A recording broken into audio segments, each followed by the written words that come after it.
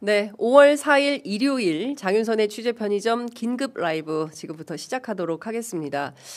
더불어민주당 이재명 대통령 후보의 선거법 위반 사건 파기환송을 두고 이후에 펼쳐질 상황이 도대체 어떻게 되는 것이냐. 지난 금요일 서보학 교수님 모시고 인터뷰한 것이 상당히 파장이 컸습니다. 지금 이 순간도 굉장히 많은 분들께서 저희들 금요일 인터뷰를 보고 계시는데요. 오늘 긴급하게 교수님 모시고 그 사이에 또 재판기일이 잡혔기 때문에 이후의 상황이 어떻게 될지 직접 스튜디오에 모시고 오늘은 좀 말씀을 구체적으로 여쭤보려고 합니다. 제 서보학 교수님 제 옆에 나와 계십니다.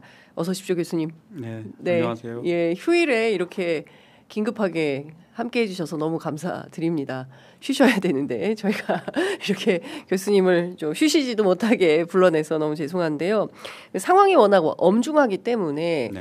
그리고 오늘 오후에 이제 더불어민주당의 의원총회가 잡혀 있습니다. 오후 4시에 의총이 있을 텐데 아마도 지금 교수님께서 해주시는 이야기들을 더불어민주당 국회의원들이 잘 듣고 이후에 오후 4시 의총에서 제대로 된 지혜를 모으는데 큰 도움이 되기를 좀 바라는 마음에서 저희가 오늘 교수님 모시고 하나하나 여쭤보려고 합니다. 우선 12일부터 공식 선거운동이 시작됩니다. 내일은 어린이날이고 연휴가 시작이 되고요. 그 다음 주부터 선거운동이 시작되는데 15일 그 사이에 재판부가 배당이 됐고 그리고 기일마저 잡혔습니다. 본격적인 재판이 시작되는 거다 이렇게 볼 수 있을 것 같은데요. 교수님께서 맞추셨습니다. 예, 후보 등록을 10일과 11일 사이에 하면 그 뒤에 기습적으로 선고를 내릴 것이다 하셨는데 15일로 기일을 잡았어요. 자, 우선 이 서울고법이 왜 이렇게 격하게 또 여기도 스텝을 밟는지 교수님 어떻게 보고 계십니까? 네, 대법원에서 파기환송 판결이 나오고 바로 아마 기록이 송부가 됐다는 것 같고, 그렇습니다. 그다음에 서울고법에서도 그 재판부 배당을 빨리 했고, 아마 뭐 그 피고인 이재명 후보 측에도 송달 절차가 진행된 걸로 저도 얘기를 들었습니다. 네. 그러니까 굉장히 빠르게 지금 진행이 되고 있는 거죠. 통상의 경우에 파기환송이 되면 예. 한두 달 후에 이 길이 잡히고 절차가 진행이 되는데 매우 이례적으로 지금 빠르게 진행이 되고 있어서 예. 조희대 대법원의 어떤 의중에 맞추어서 지금 그 파기환송심도 재판 절차를 진행하려는 것이 아닌가 이렇게 의심을 하고 있습니다. 저는. 네. 자, 일단 교수님 이재명 후보 측에도 송달이 되었다라는 것은 일종의 이제 출석 통지서가 전달이 됐다 이 말씀이신가요? 예. 아. 그러니까 뭐 보도를 보니까 이게 통상의 우편 송달이 아니고 그렇습니다. 그 인편을 통해서 집행관 2명을 통해서 예. 아마 따라다니면서 전달을 시도를 한 것 같고 예. 뭐 아직 공판기 날짜가 15일이기 때문에 네. 뭐 받지 않을 수는 없을 것 같고요. 그다음에 공판기일 변경 신청을 하더라도 네. 이것은 받아야 되기 때문에 예. 뭐 이거 자체가 그 큰 변수가 될 것 같지는 않습니다. 네. 지금 15일이고 근데 사실 중요한 것은 본격적인 선거운동이 시작되는데 지금 다른 후보들은 다 선거운동을 캠페인을 하게 되는데 네. 지금 이재명 후보만 재판에 출석하라는 게 서울고법의 입장인 거지 않습니까? 이 자체로 일단 선거운동을 방해할 목적이 포함된 것은 아니냐. 교수님 어떻게 보십니까? 그렇죠. 예. 그러니까 보통은 우리가 사법 소극주의라 그래서 예. 그 어떤 문제가 생겼을 때 사회적 그 사회 내에서 뭐 정치적인 방법이든 사회 내 예. 규범에 의해서 갈등이 해결되길 바라고 그것이 이제 안 되었을 때 최종적으로 법원 네. 판결에 의해서 갈등이 해결이 되는 것이고 특히나 역대로 보면 이런 대통령 선거라든가 네. 이런 큰 국가적인 대사를 앞두고 있을 때에는 이 법원이 통상적으로는 재판 절차를 중단을 하고 그렇죠. 충분한 선거운동의 권리 이런 것을 보장을 하고 또 국민들이 자유롭게 주권자로서의 선택을 할 수 있도록 이렇게 하는 것이 통상적인데 네. 지금 보면 조희대 대법원은 뭐 633 원칙을 강조를 했지만 3이라는 게 3개월을 얘기하는 거잖아요. 그렇습니다. 그런데 지난번 2심에서 무죄 판결이 나고 나서 30 며칠 만에 지금 그 전원 합의체 판결이 나온 것이죠. 36일 만에 나왔습니다. 36일 만에. 그리고 기록 선고도 바로 그날이 됐고 파기환송심에서 지금 공판 날짜도 아주 고속으로 지금 잡혀 있고. 그러니까 이런 것은 대선 전에 뭔가 법원이 개입을 해서 이재명 대표에게 낙인을 찍겠다 이런 의도를 가진 저는 행위라고 보거든요. 그러니까 이런 상황에서 이재명 후보에게 대선을 앞두고 충분한 그 선거운동의 그 권리를 보장할까? 저는 그렇지 않다고 봅니다. 이재명 후보는 또 지금 이 재판뿐만이 아니고 다른 건으로도 지금 맞습니다. 재판 절차가 계속 진행되고 있지 않습니까? 그러니까 이것을 보면 저는 대법원이 뭔가 하여튼 이재명 대표의 선거운동을 방해하고 그다음에 대선 승리를 저지하기 위한 본격적인 어떤 그 행동에 나선 것이다. 이렇게 저는 짐작을 하고 있습니다. 그러니까 교수님 지난번에도 말씀 주셨지만 구체적으로 대법원이 이제 선거에 선수로 개입을 해서 뛰려고 하는 것이다. 그런데 그것은 쉽게 표현하면 투표용지에서 이재명 후보를 지우고 다른 뭐 이를테면 무소속의 한독수, 국민의힘의 김문수 뭐 이렇게 유력 후보를 놓고 선거를 하자 이런 뜻으로 이해해도 되는 건가라는 생각마저 드는 건데요. 네, 그러니까 제가 함정이라고 그때 표현한 것은 이 대선 후보 등록 전에 만약에 대법원에서 그 이재명 후보의 어떤 자격 박탈을 확정을 하게 되면 대타가 나올 수 있지 않습니까? 다른 후보가 이제 나와서 등록을 할 수가 있는데 10일, 11일 등록을 기다렸다가 이후에 그 자격을 박탈하게 되면 이제 민주당은 더 이상 후보를 낼 수가 없는 상황이거든요. 그렇게 되면 민주당 입장에서는 뭐 사실상 대선을 상대방에게 갖다 바치는 결과가 되고 국민들도 정말 허탈한 상황에 빠지게 되는 거거든요. 제가 어제 강원도 일대를 이재명 후보하고 같이 돌았는데요.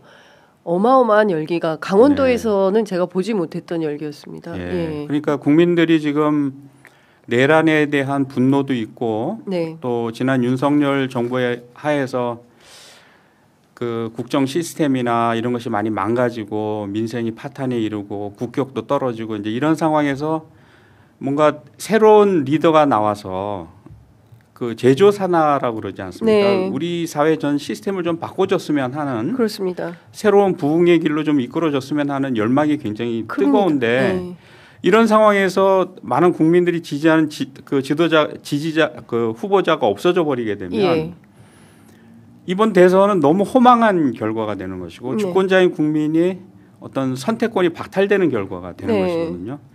근데 저는 상대방이 이걸 노렸다고 저는 생각을 하거든요.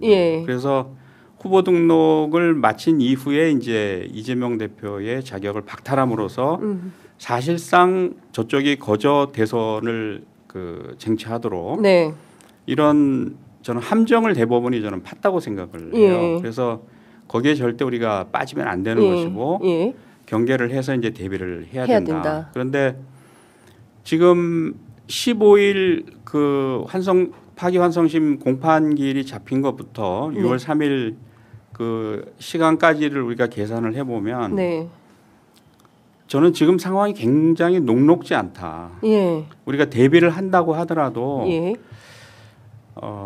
쉽사리 이 상황을 우리가 극복할 수 있을까 결코 자신할 수 없는 상황이라고 저는 판단을 하고 있거든요. 그래서 이제 좀 구체적으로 말씀을 드려보면 저는 사실 뭐 한 5월 8일, 9일 정도에 첫 공판기일이 잡힐 걸로 생각을 했는데 어쨌거나 그 말씀하신 대로 후보 등록이 끝난 다음에 이제 공판 날짜를 지금 15일로 잡지 않았습니까?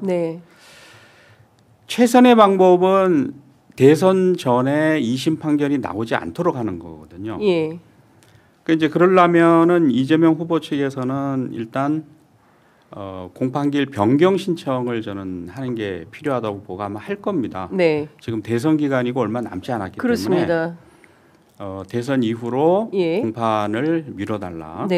변경 신청을 해서 다행히 환송심이 그 재판부가 이걸 받아들이면 서울고법 형사 7부에서 7부죠. 예.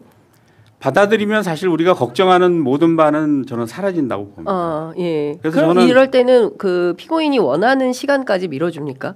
이를테면? 보통은 미뤄주죠. 예. 그 합리적인 사유가 있다면요. 네. 근데 이거는 너무나 명백한 사유 아닙니까? 그렇습니다. 불과 15일 같으면 이제 한 18일, 17, 네. 8일 정도면 대선이 치루어지고 그렇습니다. 대선이라는 것은 후보가 전국을 다니면서 국민들을 만나고 이야기를 듣고 자기의 정책을 설명하고 이래야 될 맞습니다. 시기인데 예. 재판을 진행한다는 것은 그 소중한 어떤 시간과 권리를 뺏는 것이고 예. 사실상 방해하는 것이거든요. 그렇습니다. 그래서 제가 그 지난번 조희대 대법원의 전합 판결, 파기환송 판결을 놓고 이거는 이재명 후보를 낙선시키기 위한 선거 개입이다. 이건 명백하게 선거법 위반이다라고 제가 말씀도 드렸는데 네.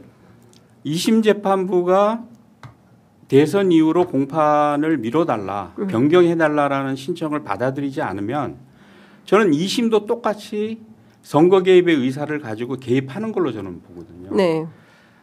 그래서 피고인 그 측에 이 신청이 받아들여지지 않으면 저는 거기에 대한 대비책을 갖고 즉시 실행에 옮겨야 된다고 저는 생각을 합니다. 네. 이게 이제 고등법원 판결이 나오게 되면 그 이후의 상황은 사실 저는 굉장히 어려운 상황이 닥칠 걸로 보거든요. 네. 근데 이제 만약에 네. 그 고등법원 7부라 그랬죠. 7부입니다. 7부가 예. 공판기일 변경 신청을 받아들이지 않고 15일을 강행한다. 예. 그러면 이제 아마 이재명 후보 측에서는 첫 번째 판은 나가지를 않을 겁니다. 네. 일단 15일 기일은 나가지 않겠다는 예. 방침을 세운 걸로 제가 어제 취재를 통해서 확인했습니다. 예. 예. 그게 이제 시간을 끌기 위해서는 뭐 어쩔 수 없는 그렇습니다. 거죠. 그러면 네. 15일 날 재판에 불출석하게 되면 이제 공판기일을 다시 잡아야 되는데 네. 며칠 후로 통상은 일주일 후로 잡기 때문에 22일로 예상을 하던데요. 뭐 그렇게까지 시간을 많이 줄지는 저는 잘 모르겠습니다. 근데 그러지 이제 않을 수도 있겠습니까? 예. 예. 뭐 20일, 21일 갈 수도 있죠. 예. 근데 만약에 이제 우리가 그 사람들이 너그러운 사람이라고 생각을 해서 22일을 잡는다고 해도 네. 22일 날 고등재판부는 첫 공판을 열어서 바로 종결을 하고 심리를 종결하고 즉일 선고를 할 수가 있습니다. 즉일 선고. 예. 예. 왜냐하면은 대법원에서 파기를 할 때 네. 요 두 가지 발언에 대해서는 이런 이유로 유죄다, 허위 사실이다라는 것을 법리를 설명을 해서 내려보냈기 때문에 예. 2심 재판부는 그 법률적 판단에 기속이 돼야 되고 네. 뭐 자기들이 의견을 덧붙여서 따로 판결문을 작성할 이유가 없어요. 그냥 그대로 받아서 쓰면 됩니다. 네. 그래서 사실 이 공판 들어가기 전에 2심 재판부는 판결문을 아마 작성을 해가지고 들어갈 겁니다. 이미. 예. 예. 저는 그럴 가능성이 크다고 보거든요. 네, 네. 그래서 22일 날 만약에 두 번째 이제 미뤄졌던 네. 공판기일이 열리고 그날 선고가 이루어지면 예. 그 일주일에 이제 시간이 주어지는 거 아닙니까? 그렇죠. 그 예, 재상고를 하기 할 위해서는 수- 일주일의 예. 시간이 주어지니까 예. 23일부터 일주일입니다. 네. 하나, 둘, 셋, 넷, 다여, 일곱. 그러니까 29일 9일. 안까지 이제 예. 재상고를 해야 되는 그렇죠. 거고요. 그래서 만약에 29일 날 재상고를 하게 되면 이제 사건이 대법원으로 넘어가게 되고 네. 그렇게 되면 이제 우리가 통상적으로 기대하는 것은 20일의 상고 이후서 제출 기간이 있고 그게 그렇습니다. 보장이 되면 네. 결국 6월 3일 날 선거기일을 넘기기 넘기게 때문에 돼요. 문제가 없을 것이다. 보통은 상식적으로는 다 예. 그렇게 기대를 하고 있죠. 사실 제가 교수님 인터뷰 후에 민주당의 율사 출신의 국회의원들로부터 전화를 많이 받았는데 네. 전부 이 얘기를 하는 겁니다. 예. 그러니까 이거는 그 형사소송 그 실무를 안 해보신 분들은 그렇게 생각하실 수 있지만 그 현업을 뛰었던 뭐 검사 판사 출신들은 이거를 안 줄 수가 없다. 왜냐하면 너무나 불변의 피고인의 이익에 해당하는 피고인의 권리에 해당하는 기간이기 때문에 이거를 보장 안 할 수가 없다. 20일은 반드시 보장되어야 한다. 이렇게 얘기를 하거든요. 그거는 예. 본인들의 생각이죠.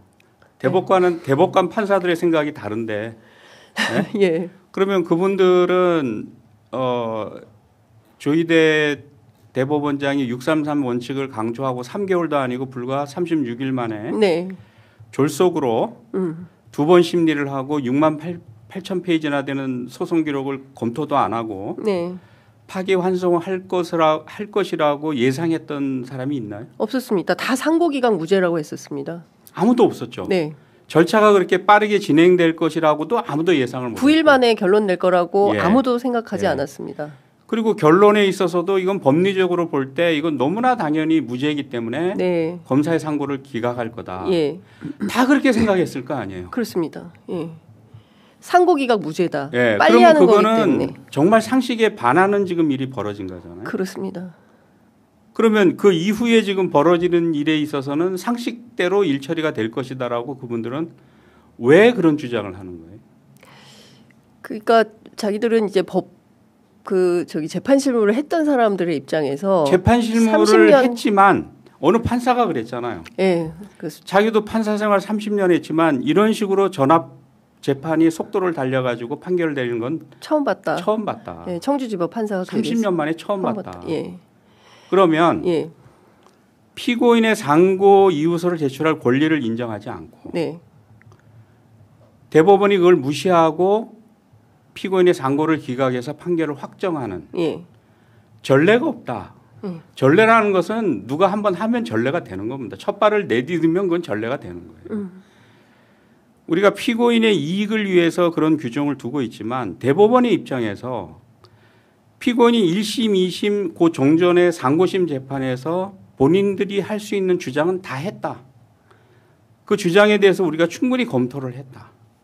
그럼에도 불구하고 우리는 두 가지 점에서 이재명 후보의 발언은 허위라고 판단을 하기 때문에 더 이상 피고인의 주장을 들을 바 없이 유죄를 확정하더라도 큰 문제가 없다. 피고인의 방어권을 이건 중대하게 침해한 것이 아니다라고 판단을 하고 그런 논리로 유죄 피고인의 재상고를 기각하면 그건 유효한 판결이 존속하고 확정되는 거예요. 네.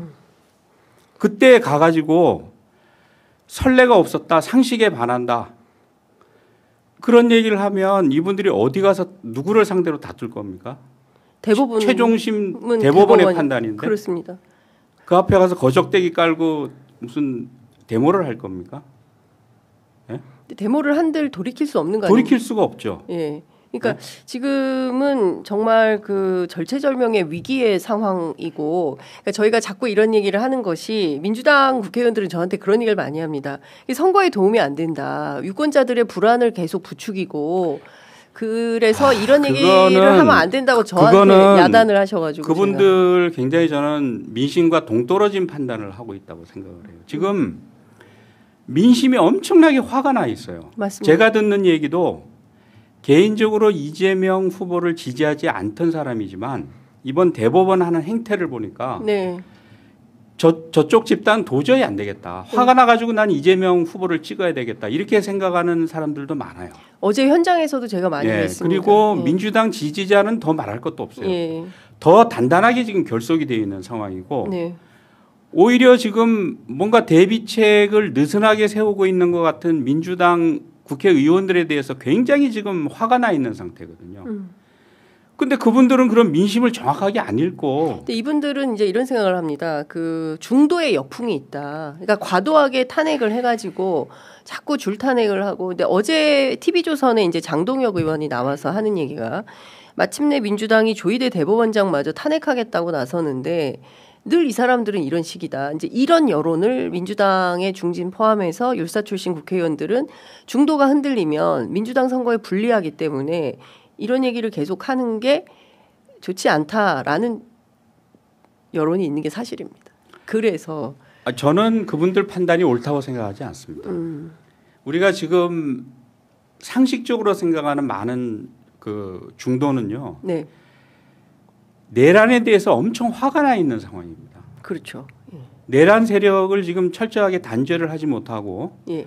더군다나 윤석열이 내란의 우두머리인데 저렇게 나와가지고 대낮에 활보를 하고 있고 또 자기 지지자들을 마크에서 선동을 하고 있고 국민 여론을 분열시키고 이런 부분에 대해서 굉장히 화가 나 있거든요. 네.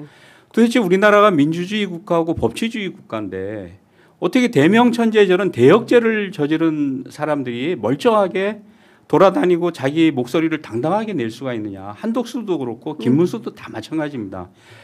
이런 사태를 빨리 지금 종식시켜 주기를 원하는 것이거든요. 그렇습니다. 그리고 내란 이후로 우리나라 경제가 지금 곤두박질 치고 있는 건 아닙니까? 맞습니다. 많은 사람들은 빨리 이 사태가 해결이 돼가지고 민생이 살아나길 원하는데 네. 도대체 우리 민주당 그 의원님들은 어디 가서 중도에 속한 사람들을 만난다는 건지 저는 이해를 못 하겠어요. 네? 여론에 그러니까 이 신문 지면에 나타나는 뭐 그럴 수도 있죠. 우리나라 신문이 민주당에 지금 우호적입니까? 그렇게 정치를 하신 분들이 그걸 몰라요? 90% 이상의 여론은 민주당의 우호적인 여론이 아닙니다. 예? 그걸 감안을 해서 판단을 하셔야지. 그러니까 보수지의 여론을 따라가면 안 된다 지금. 안 된다는 거죠. 예, 그거는 아니고 지금 갤럽 여론조사만 보더라도 그 또 가장 보수적인 NBS 여론조사만 보더라도 중도에서는 정권 교체 여론이 이미 이제 70%, 60%를 상회하는 여론이 계속 형성이 되고 있고 교수님 말씀 주신 대로 중도는 빨리 이거 정리하라라는 거고 저도 어제 현장에서 그런 말씀들을 많이 들었습니다. 자, 교수님 조금 더 저희가 이제 법률적으로 들어가 그래서 이 한 가지만 더 말씀을 드릴게요. 예. 아까 결석을 하게 되면 네. 22일 날, 예. 뭐 저는 21일이나 뭐 빠르면 20일도 잡힐 수 있다고 생각을 하는데 22일로 우리가 잡히면 예. 그날 선고가 되었을 때 피고인 측 이재명 후보에게 주어진 시간이 7일이고 그걸 예. 빼고 나면 대법원이 판단할 수 있는 날이 5월 30일과 6월 2일입니다. 네, 그렇죠. 6월 3일은 이제 선거일이지만 공휴일이기 때문에 예. 5월 30일 날 또는 6월 2일 날 저는 이 판결을 확정시킬 수 있다고 생각을 하거든요. 대법원이. 예. 그러면 그 즉시로 이재명 후보의 피선거권은 박탈이 되는 거예요. 민주당은 다른 후보도 없죠. 네. 이재명 후보를 지지하는 많은 국민들이 그래도 화가 나가지고 이재명 후보한테 표를 던져봐야 그거 다 무효표입니다. 대법 입장에서는 하루만 시간이 주어지면 이 판을 뒤집어 엎을 수 있거든요. 예. 그러면 그렇게 돼서 화가 난 군중이 이를테면은 그 대법원 앞으로 몰려갈 거 아니겠습니까? 몰려가서 예를 들어 가지고 대법원을 침탈한다든가 서부지법 침탈하듯이 그렇게까지는 안 하겠죠. 만약에 그런 상황이 벌어진다. 예. 그러면 저는 저쪽에서는 오히려 그런 상황을 저는 반길 걸로 생각을 해요. 계엄을 다시 그러면 합법적으로 이것은 어떤 밀란을 이유로 해가지고 공권력을 동원할 수 있는 네. 경찰력과 심지어는 이제 군 물리력을 동원할 수 있는 이유가 되기 때문에 네. 저는 그런 상황을 오히려 내심은 반길 거다. 문제는 법적으로 대법원이 그런 판단을 했을 때 뒤집을 수 있는 방법이 없다는 거예요. 아무리 국민들이 화가 나가지고 거리로 뛰쳐나가더라도 네. 결국은 법적으로 제도적으로 그거를 네. 무효화시키고 뒤집어 엎을 수 있는 방법이 있어야 되는데 네. 그게 없어요. 6월 3일이면 다른 후보가 대통령으로 당선이 되는데 그러면 그 사람에 의해서 이 사태는 급속하게 진압이 됩니다. 그렇죠. 예. 그럼 그런 상황이 벌어지면 어떡할 거예요? 그러니까 제가 말씀드리는 것은 괜히 우리 민주당 지지자분들한테 불안감을 심어주자는 게 아닙니다. 네. 우리가 통상적인 상황에서는 율사 출신들의 판단이 옳아요. 네. 그거 당연합니다. 그러나 지금은 비상 상황이에요. 우리가 윤석열이 저렇게 내란 우두머리가 풀려날 것이라고 누가 상상을 했으며 조희대 대법원이 저런 식으로 달려가지고 6만 8천 페이지 기록도 잘 안 보고 부실한 재판을 해서 파기환송을 할지 누가 예상을 했어요? 의도는 뻔한 거거든요. 이재명 후보를 제거하자 이런 건데 네. 이런 비상식적인 상황에서 우리는 계속해서 관례를 따지고 법 규정 따지고 상식을 찾고 네. 이건 너무 아니한 대처다. 예. 그래서 저는 그 점을 말씀드리고 싶었던 거예요. 그래서 이런 최악의 경우를 상정해야만 거기에 대해서 대비를 할 수 있고 이쪽에서 단단한 대비를 하고 있다는 걸 보여줘야만 저쪽에서 네. 어떤 흉계나 음모를 꾸미고 있다 할지라도 그것을 감히 실행에 옮기지를 못하지. 네. 이쪽에서 방심한 채 가만히 있으면 완전히 뒤통수 맞는 상황이 벌어질 수 있다는 거예요. 네. 지금 사실은 내란은 끝나지 않았고 내란 연장전이 계속 진행이 되고 있고 이것은 언제든지 내전적 상황으로 변화할 수 있다라는 위기감은 갖고 있지만 그게 특히 대법원 또는 이제 고등법원 차원에서 법률적으로 실행이 될 거라고는 국민들은 상상도 못했는데 지금 그 상황이 벌어지고 있다 이렇게 봐야 될 것 같고요. 일단 그 교수님께서 이런 말씀도 주셨습니다. 지금 어쨌든 이제 15일 첫 기일이 잡혔기 때문에 그리고 뭡니까 그 재판 기일을 좀 연기해 달라고 요청을 했을 때 요청을 받아들이지 않을 때 그때 민주당은 어떻게 해야 됩니까? 저는 기일 변경 신청을 해서 예. 받아들여지지 않으면 저는 그 즉시 그날로 이 고등 재판부를 탄핵해야 된다라고 봅니다. 그날로 고등 재판부 예. 탄핵에 들어가야 예. 된다. 물론 이제 여기에 대해서는 뭐 그러면 재판부 재배당해서 다시 판결하면 될 거 아니냐. 네. 그러면 그 재판부가 재배당 될 때도 시간이 필요한 거고. 그렇죠. 아까 제가 따졌지만 예. 지금 필요한 시간이 이틀에서 한 나흘 정도를 넘기면 되는 거거든요. 예. 재판부 재배당 하는데도 시간이 소요될 거고 예. 또 거기에 대해서 기일 변경 신청을 요청을 하고 다시 또 예. 만약에 이 사람들이 그걸 받아들이지 않고 그래도 우리는 대선에 개입하겠다 이런 태도를 보이면 거기도 탄핵을 해야죠. 그러니까 만약에 이제 재배당을 해서 또 다시 판결하겠다고 한다면 네. 그 재판부도 또 탄핵을 해야 탄핵을 해야죠. 또 탄핵을 왜냐하면 해야 그거는 한다. 조희대 대법원장하고 궤를 같이 하는 사람들이에요. 이거는 있을 수가 없는 일입니다. 이게 대선을 앞두고 네. 국민들이 나라의 지도자를 뽑아야 될 이 상황에서 가장 유력한 대권 후보를 판사 몇 명이 자기들 머리로 날리는 거거든요. 그것도 중대한 범죄도 아니고 지난 대선에서 이미 낙선한 지난 대선 과정에서 있었던 불명확한 발언 두 마디를 가지고 그렇습니다. 지금 예. 날리는 거거든요. 예. 이거는 국민을 무시하는 처사고 명백한 낙선 목적의 정치 행위고 선거 개입이에요. 네. 그거는 저는 100% 탄핵 사유가 된다고 보거든요. 예. 그렇게 해서 가능한 한 고등재판부에서 파기환송심에서 판결이 나오지 않도록 네. 막는 게 저는 최선의 방책이다. 그런데 이제 어찌어찌 해가지고 2심에서 판결이 나왔다. 네. 그 지금 많은 시민들은 지금 단계에서 조희대 대법원장하고 대법관들을 탄핵하자 이제 이런 주장도 많이 하시고 어제 더불어민주당 초선 의원들이 결심을 한 것은 지금 당장 조희대 대법원장과 그 찬동했던 9명의 대법관을 탄핵하는 것을 먼저 서두르겠다라는 겁니다. 근데 순서는 맞습니까? 그렇게 하는 게? 뭐 그분들은 또 나름 판단이 있겠죠. 있는데 이제 제 생각에는 최선의 방책은 일단은 고등법원에서 판결이 나오지 않도록 막는 게 최우선 조치다. 최우선 조치다. 예.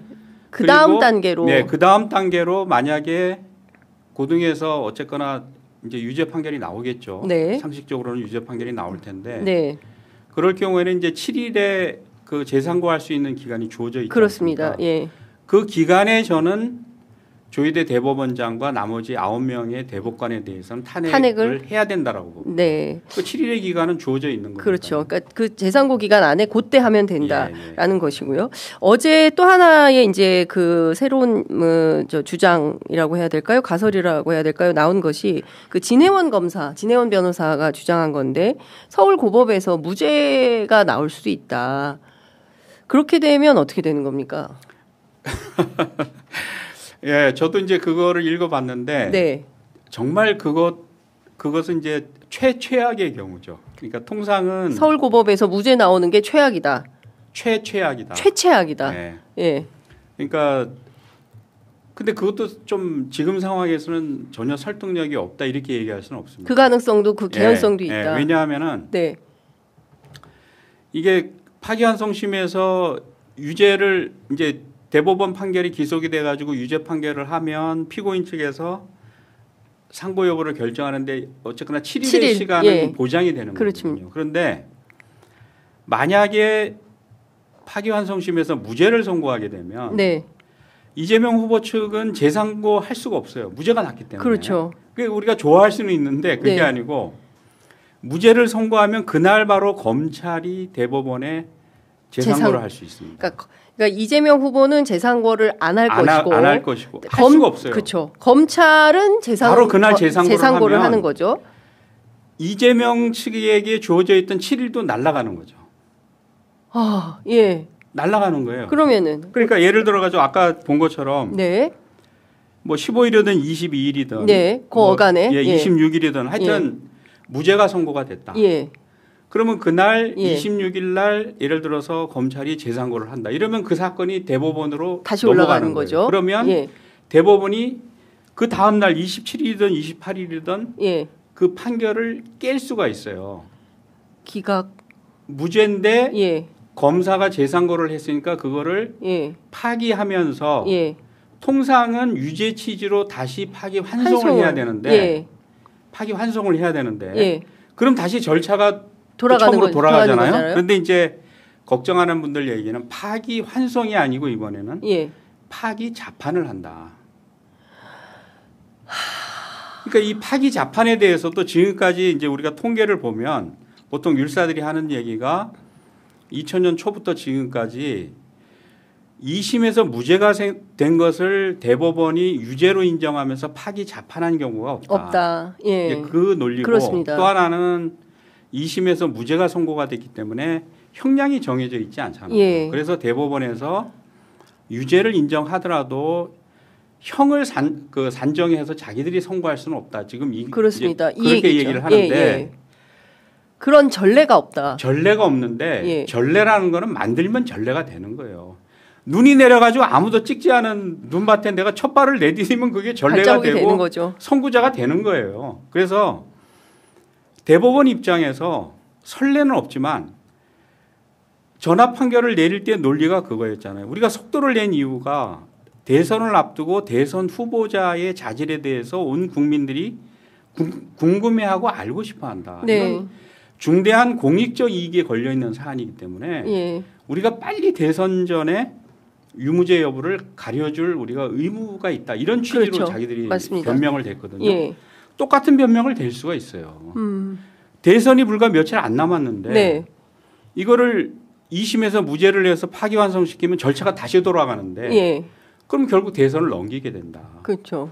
우리가 지난번에 우리가 유죄를 인정하지 않았느냐. 이유까지 다 붙여가지고 유죄를 인정했는데 다시 무죄가 됐으니까 이번에는 우리가 결판을 내겠다. 국민들의 알 권리를 위해서 결판을 내겠다. 이렇게 해서 선례를 만들어서 나가면 그게 판례법이 되고 선례가 되는 거예요. 그리고 대법원이 그렇게 했는데 누가 문제를 삼겠어요? 어떤 방식으로 누가 문제를 삼을 수 있겠어요? 자, 그러면 그러니까 그래서 그게 최최악의 경우인데 정말 최최악의 경우인데 여기까지 생각을 하고 있을까요? 조희대 대법원은? 모르겠습니다. 근데 그럴 가능성도 우리가 염두에 두고 대비를 하고 있어야 된다. 네. 그래서 이제 저는 뭐 많은 분들도 같은 생각일 겁니다. 이 조희대 대법원장과 나머지 9명의 대법관을 탄핵시킬 준비를 하고 있다가 만에 하나 정말 이런 사태가 벌어지면 그때 즉시 탄핵으로 들어가면서 직무집행을 정지시킬 수 있는 어떤 법률적인 대비책을 마련하고 있어야 된다. 이게 막연히 대법원이 무죄 판결을 파기 자판하는 건 있을 수가 없다. 지금까지 전례가 없다. 이건 정말 저는 좀 너무 아니하다. 그게 제 생각이에요.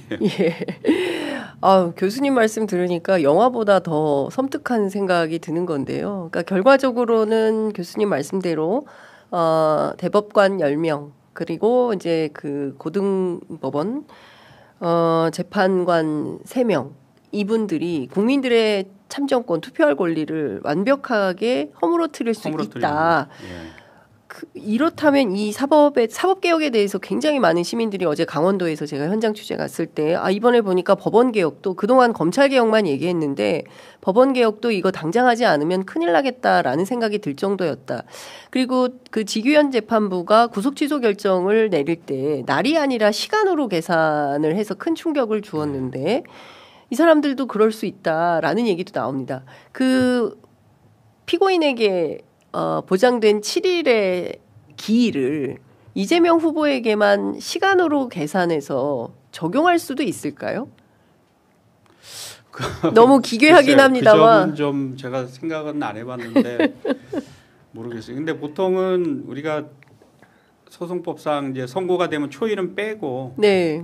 그 다음 날부터 계산을 하기 때문에 네. 뭐 시간으로 계산한다 그래서 특별히 문제가 생길 것 같지는 않아요. 예. 그 다음 날 0시부터 이게 하루가 네, 이제 네. 시작이 되는 걸로 보기 예, 때문에. 예. 예.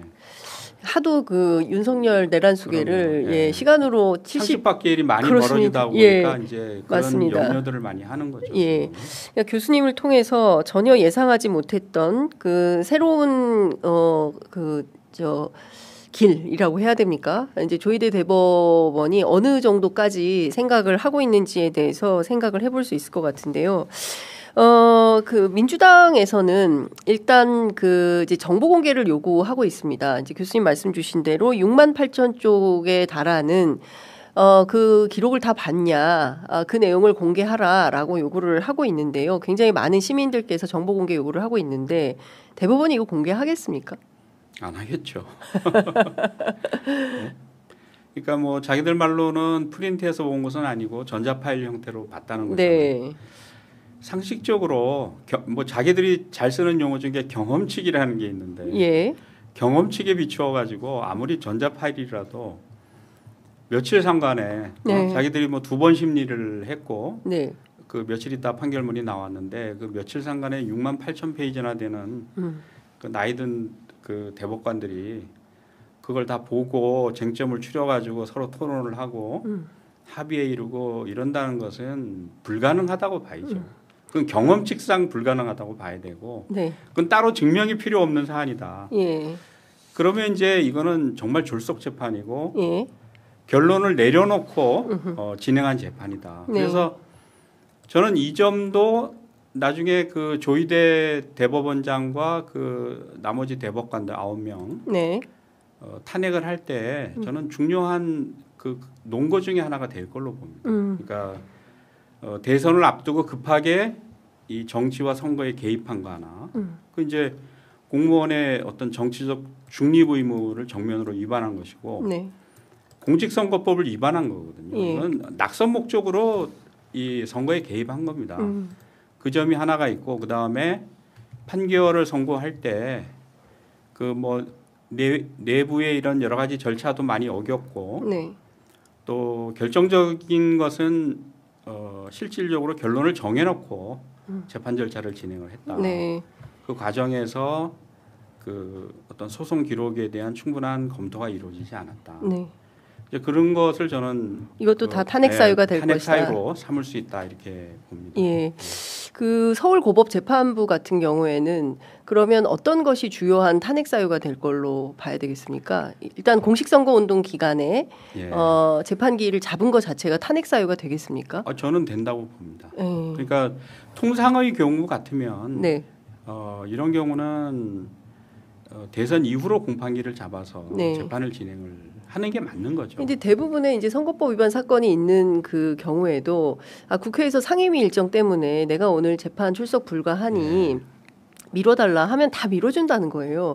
근데 오로지 이재명 후보에 대해서만 그런 게 통용이 안 됩니다. 안 되는 거죠. 예. 그리고 더군다나 이 사건이 예. 예를 들어서 이번에 선거가 치루어졌는데 그 과정에서 선거법 위반 행위가 있었고 네. 이 사람이 실제로 당선이 돼서 직무를 수행하고 있는데 예. 이런 위법이 있었으니까 이거를 뭐 6개월이든 633 원칙에 따라서 빨리 공직 수행에 자격이 있는지 여부를 판단을 법원이 해줘야 된다. 이런 거 같으면 이해가 가는데 네. 지금 문제가 돼 있는 이재명 후보 발언은 지난 대선에서의 그렇습니다. 발언이거든요. 예. 이번 대선에서의 발언이 아니고 예. 지난 대선에서의 발언이고 그때 이미 어떻게 보면 그 허위 사실 발언에 대한 국민들의 판단도 이미 내려진 거예요. 왜냐하면 낙선이 됐기 그렇습니다. 예. 당선된 후보가 아니지 않습니까? 당선된 후보가 아니죠. 예. 그렇기 때문에 이거를 서둘러 가지고 지금 이 중차대한 대선을 앞두고 판결을 급하게 서둘러야 할 이유가 사실 하나도 없어요. 그러니까 이미 한번 심판을 받은 후보고 지금 대선 과정에서 지금 당장 이루어지는 게 아니기 때문에 이거를 대법이 이렇게 급하게 스텝을 밟을 이유가 없다. 없죠. 그리고 고등법원이 만약에 그 스텝에 같이 보조를 맞추겠다라는 얘기는 네. 그건 역시 그 선거에 개입을 하겠다는 것이거든요. 예. 이 국민들의 선택권을 뺏고 네. 선거에 개입을 하겠다는 것이고 또 언급은 안 됐지만 만약에 이재명 후보가 대선에서 이제 이렇게 해가지고 자격이 박탈되면 예.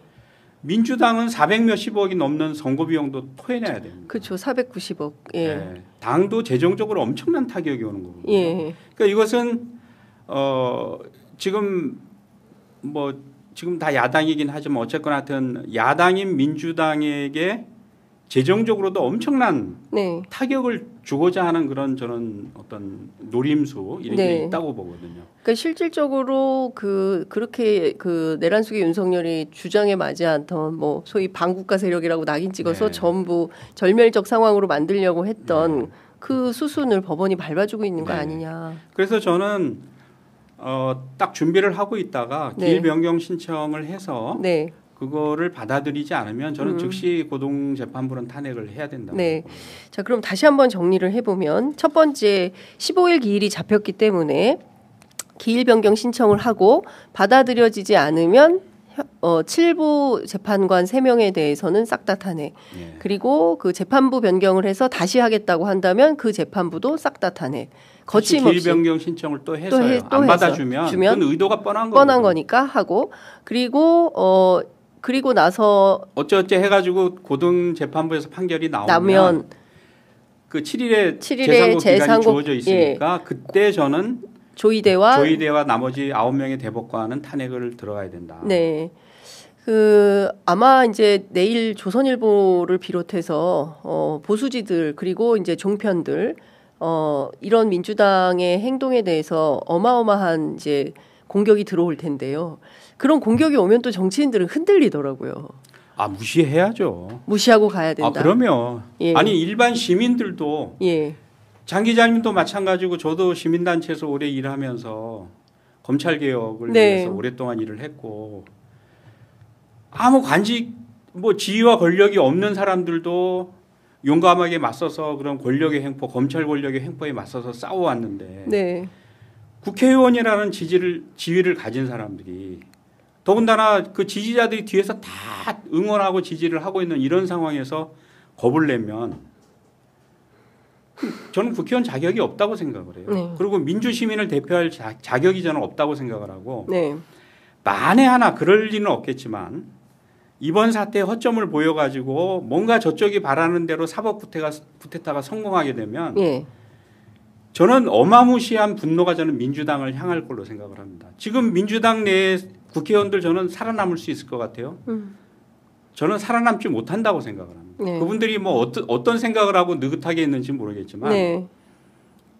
이 화난 민중들의 이 분노 앞에 저는 그분들 살아남지 못한다고 생각을 해요. 예. 그렇죠. 이 사법 쿠데타의 실패로 이를테면 우리의 투표할 권리마저도 그러니까 지금 국민들은 다 이 내란 심판 선거를 통해서 투표할 결심을 다 굳혔는데 투표지에 내가 원하는 후보가 없어지는 상황이 만들어진다면 그 성난 민심은 민주당으로 갈 수밖에 없다. 네. 그렇기 때문에 지금 민주당은 이에 맞서서 분명하고 정확한 역할을 하는 것이 맞다. 이 말씀을 좀 주셨습니다. 예, 그러니까 이게 자꾸 외부에서 이런저런 얘기하는 거를 괜히 법을 잘 모르는 사람들이 불안을 야기한다. 네. 네? 이렇게 생각하시면 안 됩니다. 교수님이 형사소송법 전문가십니다. 아니 근데 이런 건 있는 것 같아요. 제가 여러 커뮤니티 보니까 교수님 최근에 이제 그 활동을 안 하신 걸로 많이 오인을 하는데 그렇지 않습니다. 참여연대 사법감시센터 소장도 역임하셨고 제가 찾아보니까 그 검경 수사권 조정과 관련해서도 전문위원으로 굉장히 많은 역할을 하셨기 때문에 최근에도 뭐 예. 그 국회에서 이제 주로 민주당 주도긴 하지만 시민단체하고 민주당 주도 검찰개혁 관련이라든가 사건 조작 관련한 토론 발제 네. 사회 이런데 엄청나게 참여를 했었고요. 예. 하여튼 제가 외부에서 보는 입장에서는 조금 민주당의 대처가 단단하지 못하다. 그 점은 사실 저는 좀 불안하고 불만입니다. 네. 뭐 제가 정치를 해본 사람이 아니라서 네. 뭐 그 안에 얼마나 심오한 논리가 있는지 모르겠지만 네. 국민들의 불안을 잠재우기에는 너무 대처가 지금 미적지근하다. 네. 저는 오히려 그 점을 좀 지적을 하고 싶고요. 예. 또 하나 그 기자님이 언급하셨지만 정권이 바뀌게 되면 사법개혁도 저는 정말 철저하게 해야 됩니다. 네. 그러니까 이번 사태로 보면 이 흔히 얘기하는 법조 엘리트들의 카르텔 이게 정말 강고하고 네.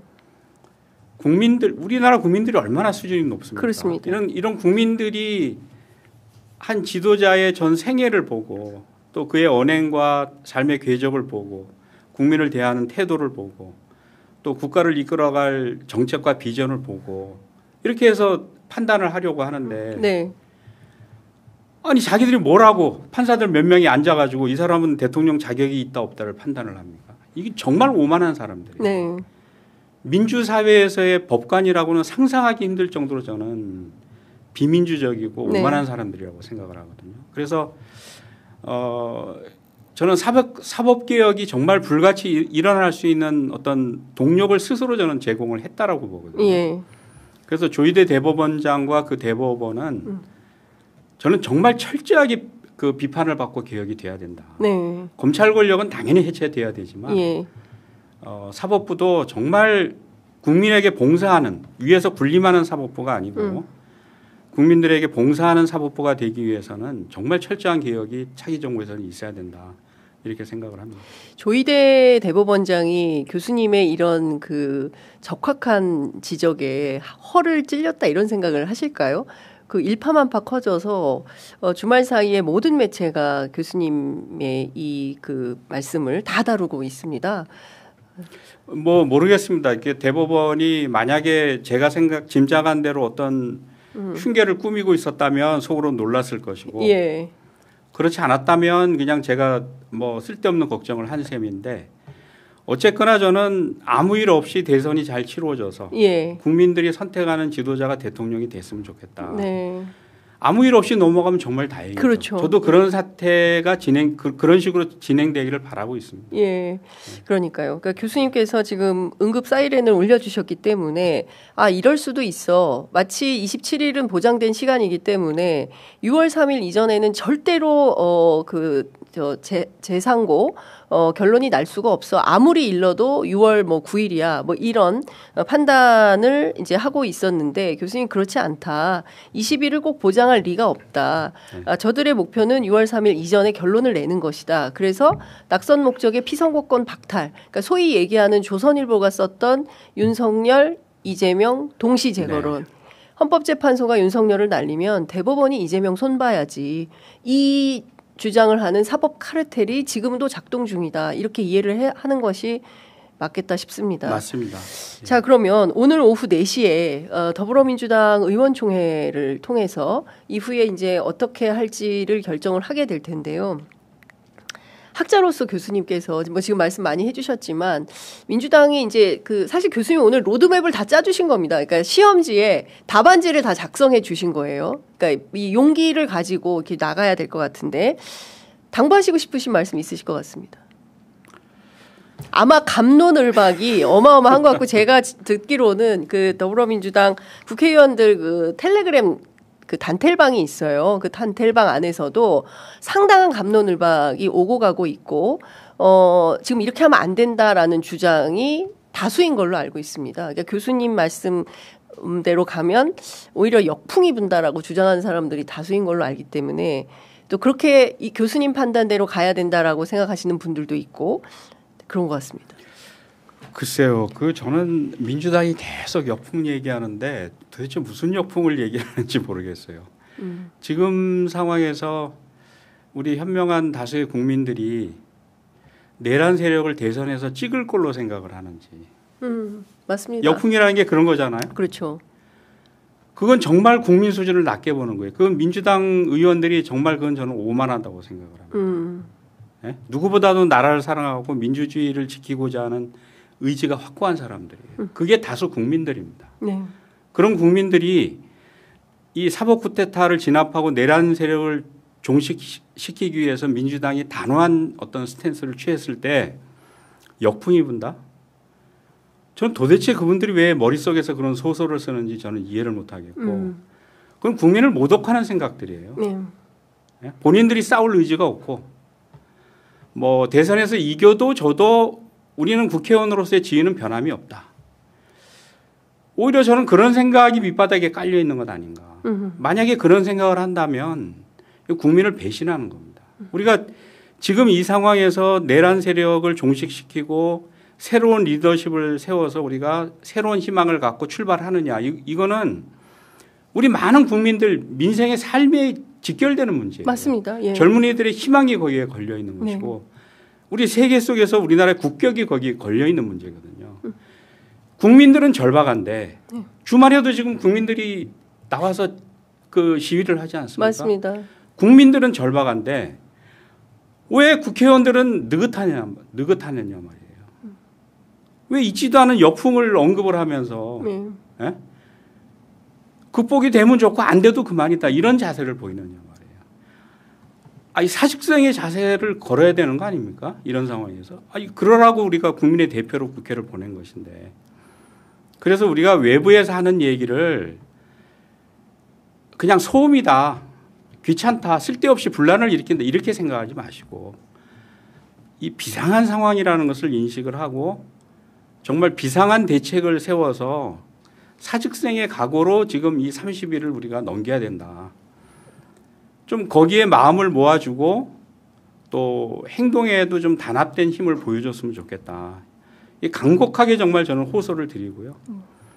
그 다음에 이제 뭐 우리 이재명 후보는 대표이기 때문에 전면에 나서서 뭐 본인이 이래라 저래라 그렇게 얘기하시기는 어렵겠죠.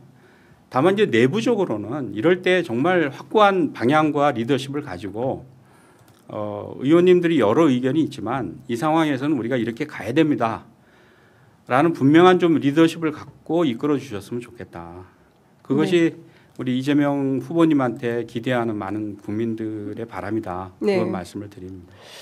자, 민주당에서 방금 전에 이제 속보가 들어와 있는데요. 민주당은 조희대 대법원장 청문회를 실시하겠다. 그리고 국정조사와 특검이 필요하다라는 입장이 나와 있습니다. 그리고 내란 특별재판소를 설치하고 대법관 증언에 대한 국민 논의가 필요하다. 이제 이런 입장들이 나오고 있는데요. 교수님께서 그 말씀도 해주셨습니다. 이제 선거법 251조 그 허위사실 공표와 관련해서 거부권을 행사를 못하도록 국무위원 탄핵도 말씀을 좀 주셨어요. 네. 그 문제는 그러면 어떻게 하는 게 좋겠습니까? 그러니까 그 문제도 좀 저는 진지하게 논의를 해봤으면 좋겠다. 네. 지금 국무위원이 14명 남지 않습니까? 그렇습니다. 예. 근데 이제 지금까지 관례를 보면 뭐 법제처 해석에 따라서 국무위원 11명이 회의에 참석하면 국무회의가 성립되는 걸로 이렇게 해왔더라고요. 예. 그러면 이제 저는 근본적인 해결책은 공직선거법 251조 1항 그러니까 낙선 목적의 허위 사실을 공표하는 거. 후보 측이 스스로. 그게 이제 이번에 지금 이재명 후보의 발목을 잡고 있는 건데 저는 그 조항은 없어지는 게 맞다고 생각해요. 그걸 당선자한테 적어도 당선자한테 적용하는 건 몰라도 떨어진 사람한테까지 낙선자한테 적용하는 건 말이 안 되는 거예요. 그다음에 발언 한두 마디 한 걸로 공직자의 자격을 법관들이 앉아가지고 더군다나 벌금 100만 원이냐 90만 원이냐 이걸 가지고 좌지우지하는 것은 국민들이 선택한 선거 결과를 사법부에서 완전히 뒤집는 거거든요. 저건 있을 수 없는 조항이라고 생각을 해요. 그래서 삭제를 하면 어떤 일이 벌어지냐 하면은 처벌 조항이 없어지기 때문에 이 형사 재판에서는 면소 판결로 즉시 다 종결이 돼 버려요. 그래서 저는 이런 법 개정을 하는 게 저는 근본적인 대책이라고 보는데 이제 그렇게 하게 되면 저쪽에서 거부권을 행사하겠죠. 2조 권한대행이 뭐 어떤 생각을 갖고 있는지 모르겠지만 뭐 하겠죠. 거부권 행사를 하겠죠. 이제 그런 문제가 있어서 국무회의 자체가 성립이 안 되도록 하려면 4명을 더 탄핵을 시키면 되거든요. 국무위원이 10명만 남으면 국무회의 자체가 소집이 안 되니까 거부권을 행사할 수 없고 그렇게 되면 이제 민주당 출신 국회의장이 법안을 공포해서 처벌 조항이 없어지면 그냥 이 문제가 다 해결이 돼버리는 겁니다. 그래서 저는 그 문제도 좀 진지하게 고민을 해서 대책을 세웠으면 좋겠다. 근데 이제 제가 자꾸 이제 민주당 변론을 하는 것 같기도 한데 또 한편에서는 민주당에서 좀 불편해할 수도 있을 것 같긴 합니다. 워낙 이제 상황이 이래서 좀 여쭤보면 뭘로 탄핵을 하느냐. 지금 국무위원들은 탄핵 사유가 없다. 탄핵 사유가 없는데 그냥 탄핵을 하라는 것은 그냥 레토릭에 불과한 거다. 현실 정치 영역에서는 국무위원들이 잘못이 있어야 탄핵을 할 거 아니냐 이런 얘기를 합니다. 내란 세력의 지금 내각 아닙니까? 네. 그걸 가지고 논거를 만들면 되는 거죠. 그러니까 박성재 법무장관 같은 경우에도 실제로 상당한 혐의가 있지만 구체적인 혐의를 발견하지 못해서 도로 업무에 복귀하는 뭐 이런 상황이지 않았습니까? 그러니까 뭐 탄핵을 하는데 도로 기각되어 살아 돌아오기 때문에 검사 탄핵도 마찬가지고요. 그래서 계속 탄핵을 하는 것이 꼭 맞냐라는 생각이 또 당 안에는 있는 것 같더라고요. 그 점은 저도 뭐 충분히 설득력이 있다고 생각을 합니다. 예. 근데 하여튼 저는 기본적으로 네. 이게 내란을 일으켜서 실패했을 때 대통령이 자진하야하고 네. 그다음에 내각이 이게 뭐 내각 책임제 같으면 내각이 총사퇴하는 이런 상황이어야 되는데 예. 내각의 잔존 세력이 아직까지 내각에 남아가지고 나라를 다스린다라는 것은 저는 그건 헌법 질서에 맞지 않다고 생각을 해요. 그래서 그런 관점에서 저는 그 탄핵 사유를 충분히 구성할 수 있다. 뭐 그게 제 생각입니다. 제가 헌법 교수는 아니기 때문에. 네네. 이제 헌법학자들께서 뭐 탄핵 사유가 어떤 것이 될는지에 네. 대해서는 교수님께서 다른 교수님들께서 뭐 말씀을 해주시고 교수님 이제 형사법 관련된 전문가시기 때문에 이것도 여쭤보도록 하겠습니다. 지금 아까 제가 그 말씀드린 대로 대법원장 청문회하고 국정조사하겠다. 이것도 해법이 좀 되겠습니까? 문제를 풀어가는데. 그러니까 그거는 원칙적으로는 찬성을 하는데 네. 그것 때문에 이제 조희대 대법원장이 예를 들어서 파기환송심에서 어떤 결론이 나가지고 대법원으로 넘어왔을 때 네. 상고 이유서를 제출을 기다리지 않고 조기에 판결을 확정하는 이것을 막는 네. 저지하는 효과가 있다면 뭐 해볼 수 있겠지만 해볼 수 있는 거죠. 예. 근데 저지하는 효과가 있겠냐? 저는 없다고 생각을 해요. 그러니까 그 국회에서 일종의 청문회를 불러서 청문회에 그거는 나오라고 해서 하는 거고요. 예. 근데 출석을 할지 모르겠습니다. 출석도 안 하겠죠. 안 할 것 같아요. 예. 그다음에 판결이 올라왔을 때 제3고대에서 왔을 때 그거를 확정하느냐의 문제는 전혀 별개의 문제예요. 국회에서 진행되는 절차하고. 네. 이를테면은 그 대법원장 청문회를 하겠다, 국정조사 하겠다라는 것은 이게 어쨌든 탄핵을 위한 어떤 빌드업 과정으로 민주당이 잡고 있는 것은 아닌가 싶기도 합니다. 그렇게 하려면 빌드업 과정이라면 그럼 빨리 해야죠. 왜냐하면은 저는 탄핵을 한다면 아까 말씀드린 고등위에서 판결이 나고 7일에 제3고 기간이 주어져 있을 때 그때 탄핵을 하지 않으면 저는 끝난다. 길은 없다. 끝난다. 이렇게 보기 때문에 빌드업을 위해서 한다면 빨리 해야죠. 빨리 해야 된다. 그러니까 이제 연휴가 지나면 바로 시작을 해야 되는 것이고 그렇게 녹록하지 않다. 상황이 녹록하지 않아요. 기일이 많지 않다. 대법원에는 하루만 시간이 주어지면 끝난다. 그러니까 모든 것은 6월 2일 전에 끝내야 되겠네요. 그러니까 6월 3일이기 때문에 대법원은 6월 2일 안에 확정을 시키려고 노력할 거고 우리 쪽에서는 어떻게 하든지 그 전에 대법원을 사실상 기능 불능 상태에 빠뜨려야 돼요. 그 대법원을 어떻게 기능 불능 상태에 빠뜨리냐, 뭐 고법 판사들을 어떻게 탄핵하느냐, 뭐 이런 주장들을 상당히 하겠지만 그것은 민주당이 무시하고 견결하게 국민의 소리만 듣고 가야 한다. 그리고 내란이 성공했으면 지금 민주당 의원들도 다 과천 소재 군부대 지금 지하에 끌려 들어가가지고 다 감옥에 들어가 있는 거 아닙니까? 그런 상황은 우리 어느 법에 그 쿠데타를 허용하는 법이 있어요? 맞습니다. 교수님. 그냥 했잖아요, 이 사람들은. 그냥 했습니다. 그 왜 순진하게 지금 내란 세력이 계속 법과 상식과 이걸 지킬 거라고 생각을 하세요? 저는 그런 얘기를 하는 민주당 의원들 납득을 못 하겠어요. 물론 민주당 안에도 그런 분도 계시고 또 아닌 분들도 적극적으로 주장하시는 분도 워낙 스펙트럼이 넓은 큰 당이어서 뭐 양론이 이제 동시다발적으로 여러 의견들이 있고 피선거권 박탈 절대 없다 이렇게 주장하시는 분도 있고 그 가능성이 있기 때문에 대비해야 된다 이런 주장도 있습니다. 근데 오늘 교수님께서 주신 말씀을 민주당 안에 큰 울림이 될 걸로 보이고요. 이후에 많이 남지 않은 기간 안에 현명한 판단을 스스로 내리기를 저도 좀 기대해 보겠습니다. 네. 아유 교수님 너무 감사합니다. 휴일에 이렇게 네, 나와주셔서 너무 감사드리고 아마도 고비고비마다 교수님 또 모셔서 말씀을 좀 들어야 되지 않을까 싶습니다. 당장 어쨌든 15일 재판기일 이전에라도 모종의 조치들이 좀 이루어지면 좋겠다라는 생각이 좀 드네요. 교수님 끝으로 한 말씀 듣고 마무리하겠습니다. 아니 뭐 장 기자님 수고 많이 하십니다. 우리 민주시민 여러분 화이팅 하십시오. 네. 네, 교수님 너무 말씀 잘 들었습니다. 고맙습니다. 네, 감사합니다.